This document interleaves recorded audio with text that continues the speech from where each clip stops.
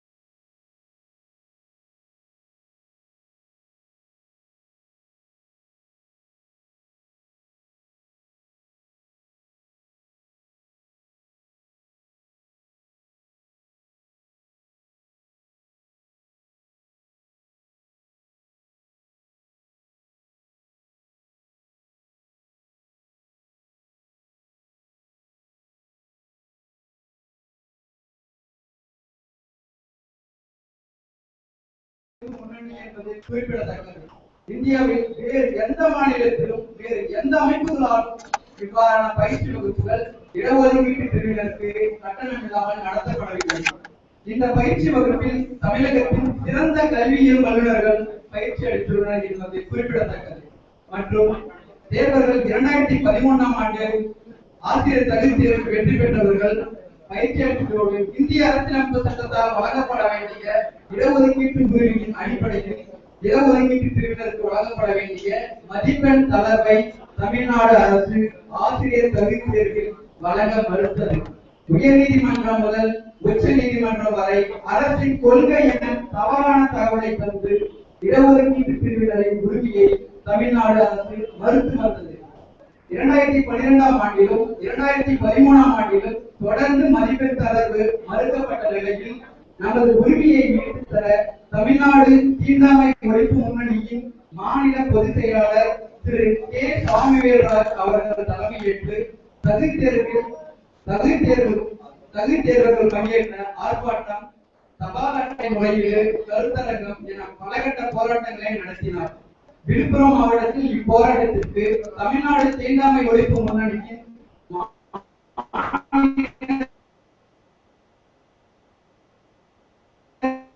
துணைத் தலைவர் திரு ஜி. ஆனந்தக்கூடிய பல்வேறு துறைகள் மனுக்கள் அளித்து பல கட்டத்தில் தீவிரமான நடத்தப்பட்ட போராட்டத்தில் இறுதியாக தமிழ்நாடு அரசுக்கு தேசிய ஆதிதிராவிடர் ஆணையத்தால் அனுப்பப்பட்ட கடிதத்தின் விளைவாக இடஒதுக்கீட்டு பிரிவினருக்கு ஆசிரியர் தகுதி தேர்வில் 5% மதிப்பெண் தரவை அறிவிக்க தமிழ்நாடு அரசு நிர்பந்திக்கப்பட்டது. இது தேர்வர்களை இணைத்து தமிழ்நாடு தீண்டாமை ஒழிப்பு முன்னணி நடத்திய தொடர் போராட்டத்திற்கான வெற்றியாகும். மதிப்பெண் தளர்வின் விளைவாக 2013ஆம் ஆண்டு நடைபெற்ற ஆசிரியர் தகுதி தேர்வில் சுமார் 43,000 இடஒதுக்கீட்டு பிரிவினர் பயனடைந்துள்ளனர்.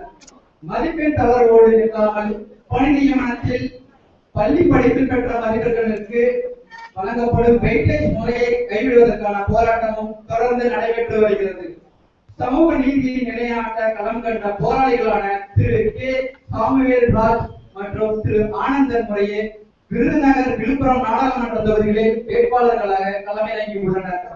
இடஒதுக்கீட்டு பிரிவினருக்கு மதிப்பெண் தளர்வில் ஏற்பட்ட குழப்பங்களுக்கு அடிப்படை காரணம் இந்திய அரசின் மனிதவள மேம்பாட்டுத்துறையின் கீழ் இயங்கும் தேசிய ஆசிரியர் கல்வி குழுமம், அதாவது NCTE, அது வழங்கிய தெளிவற்ற வழிகாட்டுதலாலும் 21ஆம் நூற்றாண்டின் சவால்களை எதிர்கொள்ள மாணவர்கள் கற்பதற்கு எவ்வாறெல்லாம் ஆசிரியர்கள் பணியேற்ற வேண்டும் என்பதற்கான பயிற்சியை ஆசிரியர்களுக்கு வழங்கிய ஆசிரியர்களின் பணித்திறமையை மேம்படுத்துவதற்கு பதிலாக கல்வி தகுதியும் கல்வியியல் தகுதியும் பெற்று தகுதிப்படுத்த ஆசிரியர்களுக்கு வெறும் நினைவாற்றலை சோதிக்கும் NCTE வழிகாட்டுதலின்படி நடத்தப்படும் தகுதி தேர்வு தேவையா? ஆசிரியர் தகுதி தேர்வு நடத்தினாலும் பணி நியமனத்திற்கு அடிப்படையான தகுதியாக அது அமைவதானால் நாடு முழுவதும் ஒரே மாதிரியான ஒவ்வொரு இடஒதுக்கீட்டு பிரிவுகளுக்கான மதிப்பெண் தளர்வு தனித்தனியாக வழங்கப்பட வேண்டாமா? அதை நமது அரசு செய்ததா? சமூக நீதியின் அடிப்படையில் எழுதிய கேள்விகளுக்கான விடையை பெறவும் அதை நாடாளுமன்றத்தில் வலியுறுத்தி பேசுவதற்கும் இந்திய அரசமைப்பு சட்டம் வழங்கியுள்ள இடஒதுக்கீட்டு பிரிவினருக்கான உரிமைகள் பல்வேறு வகையில் மறுக்கப்படுவதை தடுத்து நிறுத்திடவும் இடதுசாரிகள் கட்சிகளை சார்ந்த நமது வேட்பாளர்கள் வெற்றி பெறுவது அவசியமாகிறது.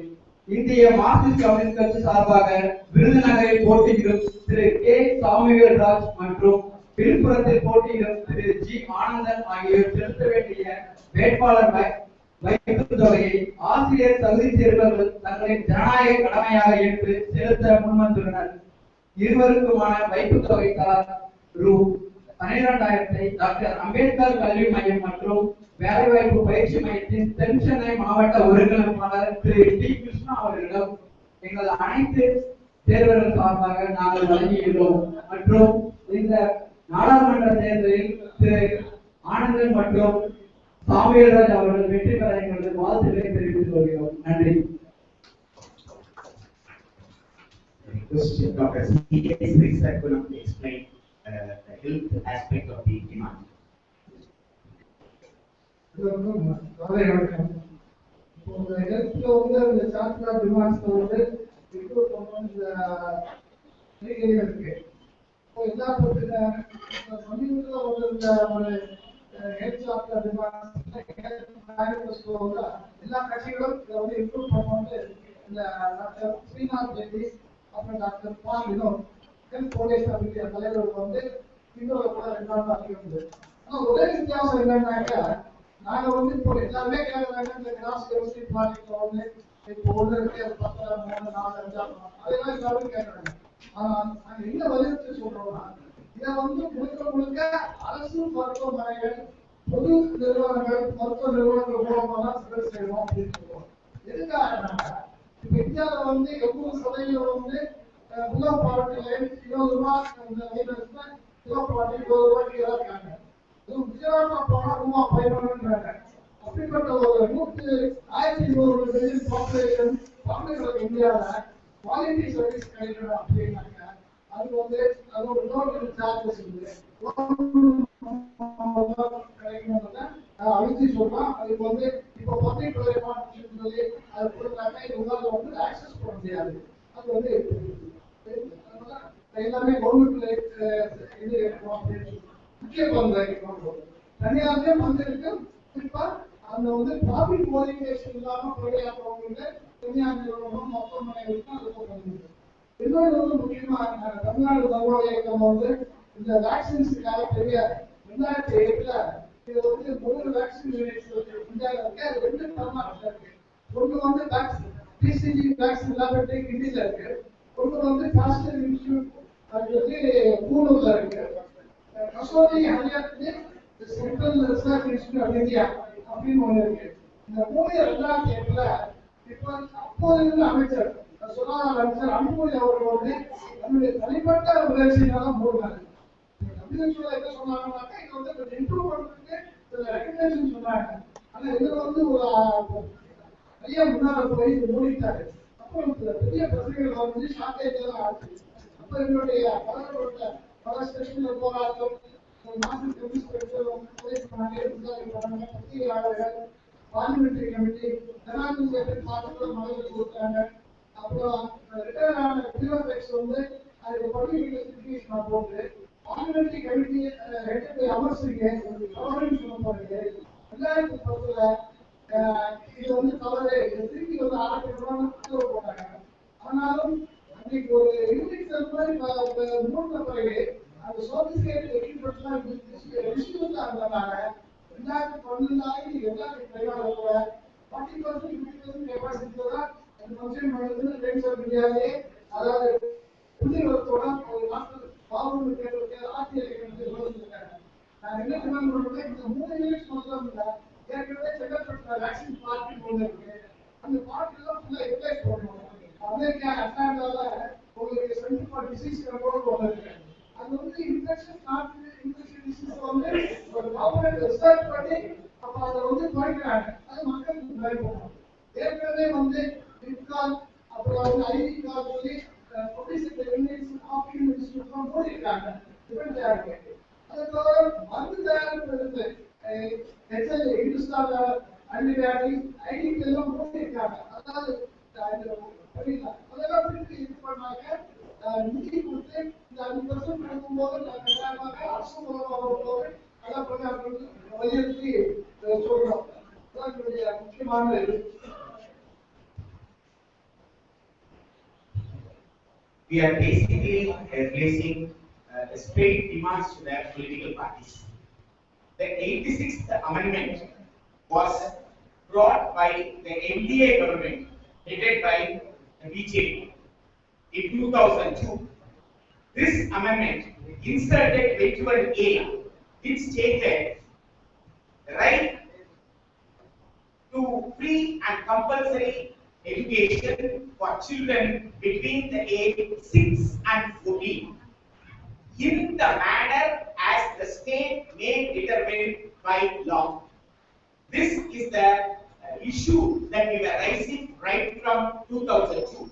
If you say that in the manner as the state may determine, this kind of a statement is not found in any other article in the Constitution. Of all the 390 articles, only in this article we find this particular phrase.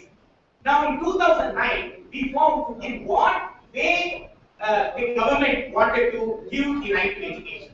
It was through private-public partnership. The Act says there will be a school. The Act does not say that there will be a government school. The school it may be either a government school or a private school. Now, if we read the memorandum of the PPP Phase 2, it clearly states that existing schools can come under PPP models. When they say the existing schools may come under PPP model, we fear that the existing Kendra Vidyalayas and Navodaya Vidyalayas will also be sold out to the public. When we demand the GDP to increase, we also fear that the GDP what is being increased will be paid to the private people instead of strengthening the government school. Because the Act says that there will be 2 teachers for 60 students. 60 students means it is from class 1 to 5. And the Act says a classroom for 1 teacher. So for 60 students, 2 teachers, there will be 2 classrooms. That means first term and second term may be in 1 classroom, third, fourth, fifth may be in another classroom. And the Act does not make provision for art teacher, music teacher, physical education teacher in the lower primary classes, 1 to 5. And these teachers come only as ad hoc teachers in class 6 to 8. It doesn't say that should be a permanent post. That is what Tamil Nadu government has also done. It has appointed persons with 5,000 rupees salary per month and ad hoc basis for classes 6 to 8. Yoga teacher, computer science teacher, physical education teacher, etc. So what we demand is that the 3 years of implementation of the RT Act 2009 clearly showed that it's a very weakest of weak act. And this act could not even force the private school to be transparent in the admission process. எப்போ application கொடுக்குறாங்க கூட யாருக்கும் தெரியாது. Nobody knows when the application is being given, how the application is processed. Where did the 25% come and where did the 75% come? There is no monitoring mechanism at all. And we like to draw the attention of the press to the judgments of the Supreme Court and High Court in this regard. The Supreme Court had stated this RT Act 2000 is not applicable to unaided minority schools. And Supreme Court further stated in the judgment that the absence of the word for, preposition for, it is absolved the government from providing education. The duty of the government. From now we cannot say only the government should provide. Instead of for was in Article 45. In 21A, there is no for. It is only TO2 to provide. So Supreme Court says that the word for is absent. That means you can't say only the government should provide. So now what the Madras High Court in July 2nd, 2012 judgment has stated, if there are more than 1 school in the neighborhood of a child, to which school the child will has a right to seek admission is not clear in the Act and the rules. So there is no right of a child to seek admission in a particular school of its choice. Even if you say this Act is a child-centric Act, further the judgment observed that the right to education stands diluted. So after these observations, the political parties must become sensitive to the issue. They cannot still cheat the public by saying we are given right to education. உச்சநீதிமன்றம் foreign word இல்லாததனால அரசு தான் கல்வி கொடுக்க வேண்டும் என்று கேட்க முடியாது என்று உச்சநீதிமன்றமே சொன்ன பிறகு சிறுபான்மை சுயநிதி பள்ளிகள் இது சட்டத்துக்கு பொருந்தாதுன்னு சொன்ன பிறகு சென்னை உயர்நீதிமன்றம் ஒன்றுக்கு மேற்பட்ட பள்ளிகள் ஒரு பள்ளியில் ஒரு குழந்தையினுடைய சுற்றுச்சூழல் இருக்குமேயானால் எந்த பள்ளிக்கு அந்த குழந்தை உரிமை கேடும் என்ற உரிமை விளக்கப்படலை சொன்ன பிறகு இதற்கு பிறகு கூட இதுதான் கல்வி உரிமை சொல்லி ஏமாற்றுறாங்கன்னா இது ஒரு நியாயமற்ற போக்கு. இது பிஜேபி ஏமாற்றியது. அந்த பிஜேபி ஏமாற்றியதை மன்மோகன் சிங் தொடர்ந்து செய்திருக்கிறார். எனவே இந்த ஏமாற்று வேலையில பிஜேபிக்கும் பங்கு இருக்கிறது, மன்மோகன் சிங்குக்கும் பங்கு இருக்கிறது. எனவே நாம என்ன கேட்கிறோம்னா 86th amendmentல இன்னொரு மோசமான விஷயம் என்ன செஞ்சாங்கன்னா 51A ல கே சேர்த்தாங்க. Article 51A K was inserted. It stated that it shall be the duty of the parent to provide education for the children. And how can the parent who earns less than 28 rupees per day, that is what Dr. Montek Singh Ahluwalia says, the majority of the Indians earn. So what rank will this man, already a person who is not able to read or write, he has to provide education for the child. This duty that has been given to the citizen is it's a shift from government's duty to the citizen's duty. So this is what we see as a negative implication of 86th Amendment. So we say to undo the negative implementation of the 86th Amendment, we want fresh amendment to the Constitution whereby all children, even we want the care to be taken for the women. When the கர்ப்பகாலத்துல கூட அந்த தாய்மார்கள் வந்து பாதுகாக்கப்பட்டாதான் pregnancy period care கொடுத்தாதான் healthy child newborn child கிடைக்கும். அப்ப அங்க இருந்த அந்த care கொடுக்கணும். So at least what we demand is that from 0 to 18 early childhood care, pre-primary and formal school education from first standard to 12th standard completion of higher secondary course, the right should be through neighborhood school basis, common school system based on neighborhood school, fully state funded, with mother tongue as a medium of education, with the facilities to learn multi languages. That is the languages of the neighborhood. The child wants to learn more than one language, there should be facility for the child to learn more than one language. So இந்த component இருக்கக்கூடிய ஒரு right தான் it to be a really a fundamental right. We want such a right from the government. So in the coming parliament, the candidates should say that when we are elected, the 16th Lok Sabha, we will pass such a kind of amendment. The people, the citizen of India, should demand from the candidate. That's one major demand that we are doing. The second demand is that there are half a dozen higher education bills pending in the parliament, which has not come for public debate at all. It has come in one or two newspapers, it has come in one or two seminars, but in the larger public, it has not come into a debate. So we are demanding that the higher education bills which are pending in the parliament are anti-people. It is against the democratic structure of the Indian education system. So we want all the higher education bills to be withdrawn. These higher education bills allow the foreign universities. These higher education schools are aimed at doing away with University Grants Commission, AICTE, and all the higher education bodies. In that, they are going to create in that place. They are going to create a new higher education authority, a regulatory authority.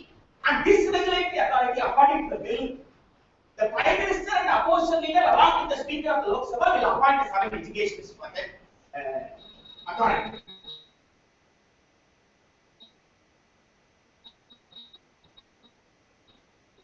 That means if we are pure government will go, in that case, supervision will be outsourced. It will be private people who will be inspecting the colleges.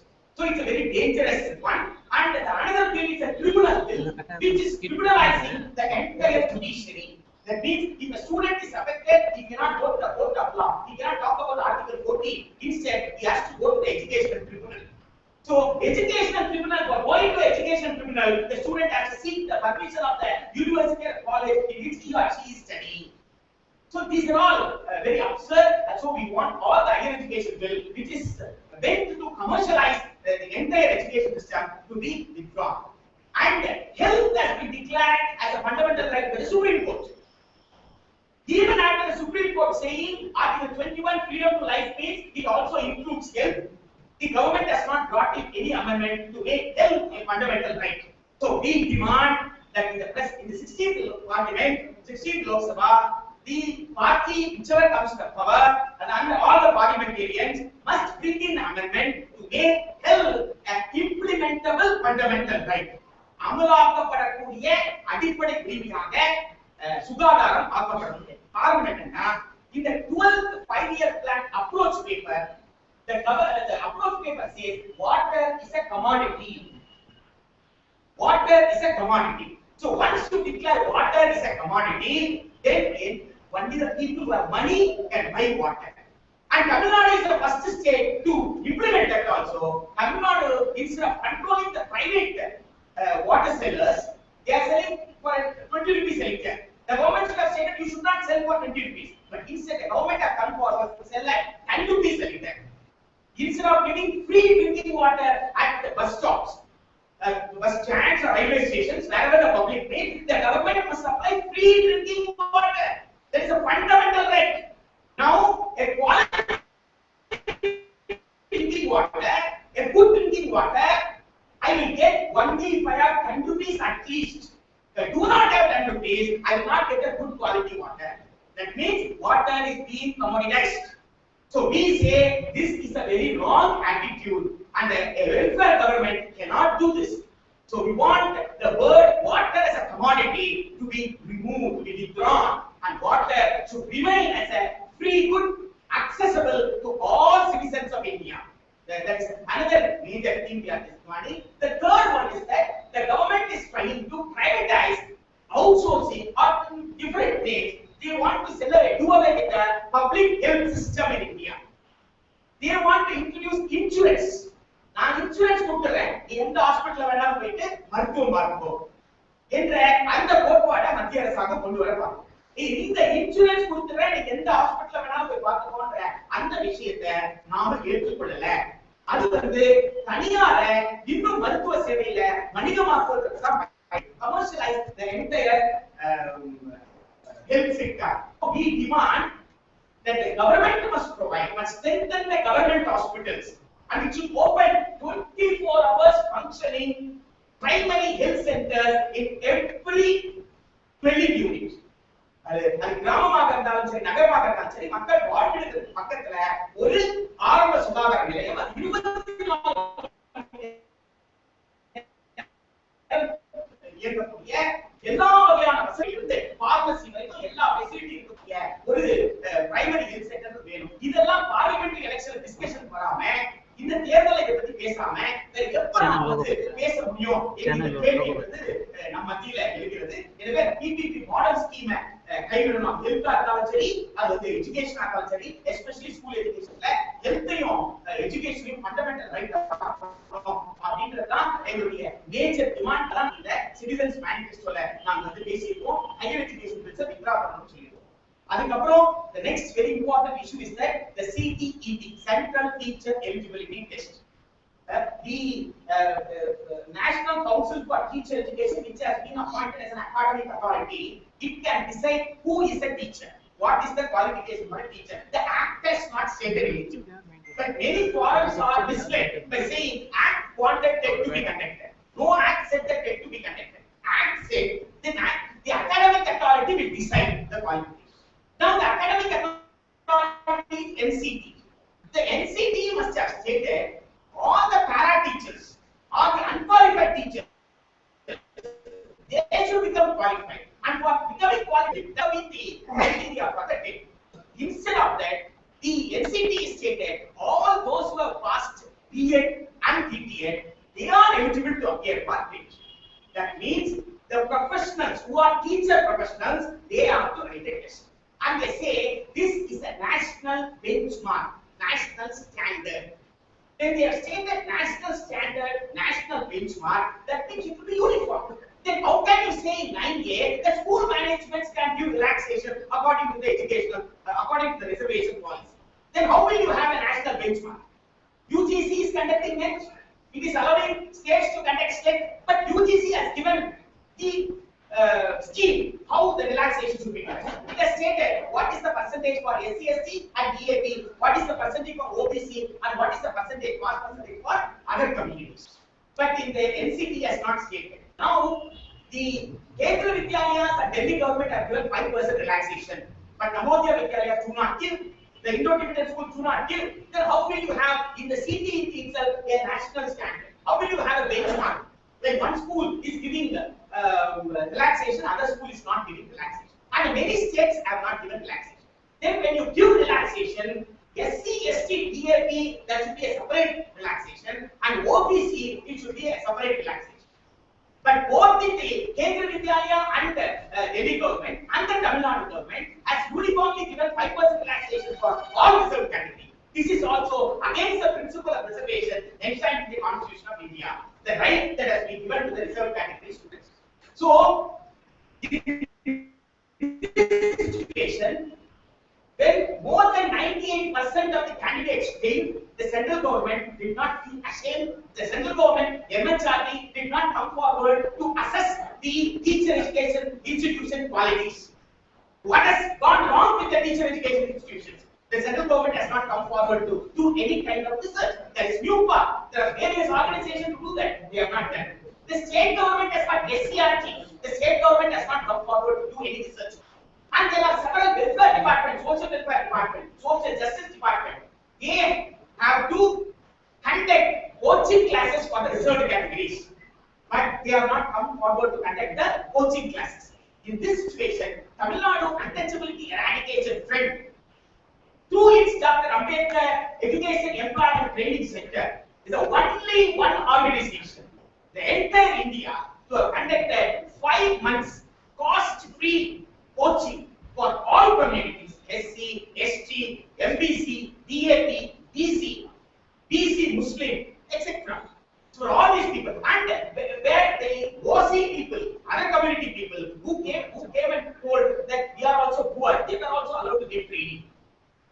In this training classes, which was conducted in more than 20 centers in India, in Tamil Nadu, several thousand candidates benefited.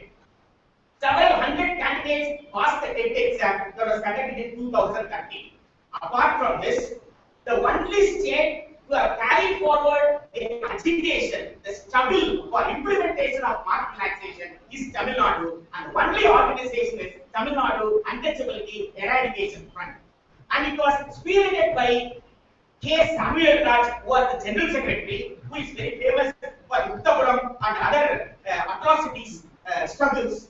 And he led the struggle, and along with him it was G. Anandan, the Vice President, who led the struggle. And these two persons who led the struggle for the TET are the candidates of the Communist Party of India, Marxists, in Virudhunagar and Viluppuram. So the candidates who got trained in the Dr. Ambedkar Center have come forward today, and it was represented by one Mr. Karthik and others, and they have donated 12,500 rupees as deposit amount to Mr. K. Samuel Raj, the Virudhunagar constituency CPM candidate, and 12,500 rupees to G. Anandan, the Viluppuram candidate of Communist Party of India, Marxist. What we believe is that when the left wins this election, the left will raise their voice in the parliament to see that NCT guidelines are corrected and the guidelines becomes unambiguous. It should be very clear. Clear guidelines should be given. And for implementation of reservation in all areas, the left has to win in large numbers. And for this, the TET candidates, in their experience, they have come forward to contribute that money, and they have handed over that money to the district coordinator, South Chennai district coordinator, Mr. P. Krishna, and that amount will be handed over to the respective candidates. These are the issues, and I request Mr. Xavier to add few words. If there are any questions, we will take.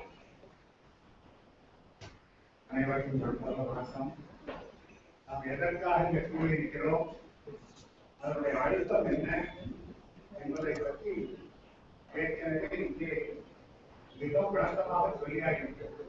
அதை பற்றி நான் எதுவும் பேசுவதற்கு. ஆனால் இந்த அறிமுக உரையில் நண்பர் கஜேந்திர பாபு அவர்கள் இந்திய அரசியலமைப்பு சட்டத்தில் எத்தனை குளறுபடிகள் நடந்திருக்கிறது, அதிலே மருத்துவம், சுகாதாரம், கல்வி இந்த இரு நிலைகளிலே எப்படியெல்லாம் குளறுபடி நடந்து செய்யப்பட வேண்டிய வேலைகள் செய்யப்படாமல் போவதற்கான வேலைகள் எல்லாம் நடந்திருக்கிறது என்பதை மிக தெளிவாக கூறியிருக்கிறார். அவர் கூறியது அத்தனையும் முழுமையாக கேட்டவர்களுக்கு நிச்சயமாக தலை சுற்றிக் கொண்டே இருக்கும். அத்தனை விளக்கமாக இருக்கிறது. ஆனால் இதில் ஆச்சரியம் என்னவென்றால், அரசியல்வாதி யாருக்கும் இதை பற்றி தலை சுற்றுவதே கிடையாது. அயலில் அவர்கள் இதை பற்றி கவலைப்படுவது. ஒரு மனிதனுக்கு உணவு, உடை, உறைவிடம் இந்த மூன்றையும் தாண்டி மனிதன் மனிதனாக வாழ வேண்டும் என்றால் அவனுக்கு வேண்டியது இரண்டு தான். ஒரு கல்வி, அடுத்தது மருத்துவம். இந்த இரண்டிலும் இந்த நாட்டிலே உள்ள அரசியல் கட்சிகள் கடந்த 60 ஆண்டுகளாக எதையுமே செய்யவில்லை. சத்தியமான உண்மை. ஆகவே இனிமேலாவது இது திருத்தப்பட வேண்டும். வர இருக்கின்ற புதிய நாடாளுமன்றத்திலாவது தகுதியான வேட்பாளர்கள் வந்து அதன் மூலம் இந்த நாட்டிற்கு விடிவு வர வேண்டும் என்பதற்காக நல்ல வேட்பாளர்களுக்கு என்ன செய்ய வேண்டுமோ அதை செய்வதற்கு இந்த மார்க்சிஸ்ட் கம்யூனிஸ்ட் கட்சி முற்பட்டிருக்கிறது. இதிலே கல்வி சம்பந்தமான விஷயத்திலே அந்த கல்வி ஆசிரியர்களுக்கு ஒரு தகுதி தேர்வு வைப்பது என்பதே ஒரு தவறான எண்ணம். ஏனெனில் அவர்கள் தங்களது அடிப்படை கல்வி அல்லது உயர்நிலை கல்வியை முடித்த பின்பு ஆசிரியர்களுக்கான அத்தனை பட்டப்படிப்பை முடித்துதான் ஆசிரியர்களாக வருகிறார்கள். அதற்கு பிறகு நீங்கள் கல்வி தேர்வு வைக்கிறது என்றால் என்ன கல்வி முறையை இந்த நாட்டில் வைத்திருக்கிறீர்கள், அல்லது ஆசிரியர்கள் பயிற்சி மொழியை என்ன நடக்கிறது, அதை யார் செய்கிறார்கள் என்பதெல்லாம் ஒன்றுமே புரியாத ஒன்று. ஆனாலும் கூட சட்டம் வந்து கல்வி தேர்வு வைக்க வேண்டும் என்று வந்த பின்பு அந்த கல்வி தேர்விலே புதிய மதிப்பெண் கட்டாப்பார் எல்லாரும் எழுத முடியாது. நான் எல்லோரும் சேர்ந்து எழுதிய தேர்விலேயே 3% கீழேதான் தேர்விலே தேடியிருக்கிறார்கள். அப்படி இருந்தாலும் கூட இந்த தேர்விலே பிற்படுத்தப்பட்ட தாழ்த்தப்பட்ட மிகவும் பிற்படுத்தப்பட்ட மக்களுக்கு வேண்டிய 5% ஒதுக்கீட்டை பெற்றுத்தந்த இந்த தமிழ்நாடு தீண்டாமை ஒழிப்பு சங்கத்தின் மூலமாக டாக்டர் அம்பேத்கர் கல்வி மற்றும் வேலைவாய்ப்பு மூலமாக பயிற்சி பெற்று அதிலே தேர்வு பெற்று வெளியே வந்த ஆசிரியர்கள் மாணவர்கள் ஆசிரிய மாணவர்கள் தங்களது நன்றியை வெளிப்படுத்தும் விதமாக அவர்கள் இந்த 2 விருதுநகர் விழுப்புரம் அந்த 2 நாடாளுமன்ற தொகுதியில் தேர்வில் போட்டியிட்ட அந்த வேட்பாளர்களை செலுத்த முன்வந்திருக்கிறார்கள். சொன்னார் 12,500 ரூபாய் கடைப்படி கொடுக்கிறார்கள். ஒரு அரசியல்வாதிக்கு 12,500 என்பது புரிகிறது. ஆனால் இங்கே 2 விஷயத்தை புரிந்து கொள்ள வேண்டும். இவர்கள் யாருக்கு கொடுக்கிறார்கள் என்றால் அந்த வேட்பாளர் இருக்கிறாரே அவருக்கு 12,500 என்றால் 12,500 கோடி. ஏனெனில் அவரும் வறுமையிலே இருக்கிறார். அவர்களுக்கு 12,500 வைப்பு தொகையை வசூல் பண்ணி கொடுக்கிறார்களே, இவர்களுக்கு இது 12,500 அல்ல, இவர்களுக்கு 12,500 கோடி தான். அத்தனை காடியிலே கீழே உள்ளவர்கள் தங்களது ரத்தத்தை பணமாக மாற்றி கொடுக்கிறார்கள் என்றால் இதுதான் ஒரு நன்றியின் வெளிப்பாடு. என் நன்றி கொண்டாடுவோம் நன்றி என்று வள்ளுவர் கூறியதை தங்கள் உள்ளத்தில் இருத்தி தாங்கள் இந்த தகுதி தேர்தலை வெற்றி பெறுவதற்கு வேண்டிய உறுதுணையாக இருந்து உழைத்த அந்த நல்ல மனிதர்களுக்கு வேண்டிய வைப்பு தொகையை இவர்கள் பெற்று இவர்களுக்குள்ளே வசூலித்து கொடுப்பது ஒரு நல்ல பண்பின் அடையாளம். இத்தனை பண்புகள் நிறைந்த மக்களால் உயர்ந்தெடுக்கப்பட்ட ஒரு நல்ல வேட்பாளர் நமது நாடாளுமன்றத்தில் வருவார் என்றால் இந்த நாடும் பண்புள்ளதாக நிறையும். அப்படி நிறைய வேண்டும் என்று நாம் அனைவரும் வேண்டுகிறோம்.